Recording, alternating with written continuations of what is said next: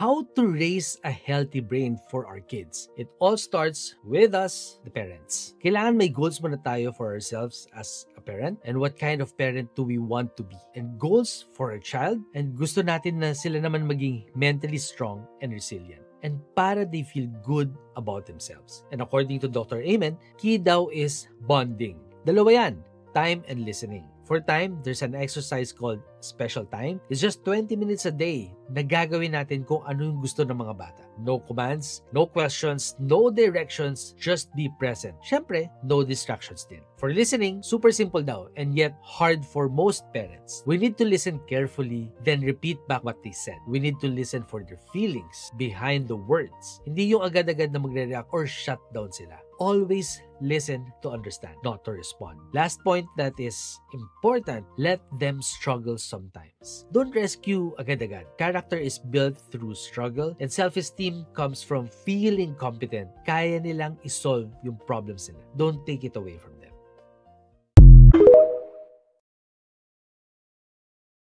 How to raise a healthy brain for our kids. It all starts with us, the parents. Kailangan may goals muna tayo for ourselves as a parent, and what kind of parent do we want to be. And goals for a child, and gusto natin na sila naman maging mentally strong and resilient. And para they feel good about themselves. And according to Dr. Amen, key daw is bonding. Dalawa yan, time and listening. For time, there's an exercise called special time. It's just 20 minutes a day na gagawin natin kung ano yung gusto ng mga bata. No commands, no questions, no directions, just be present. Syempre, no distractions din. For listening, super simple daw and yet hard for most parents. We need to listen carefully, then repeat back what they said. We need to listen for their feelings behind the words. Hindi yung agad-agad na magre-react or shut down sila. Always listen to understand, not to respond. Last point that is important, let them struggle sometimes. Don't rescue agad-agad. Character is built through struggle and self-esteem comes from feeling competent. Kaya nilang isolve yung problems nila. Don't take it away from them.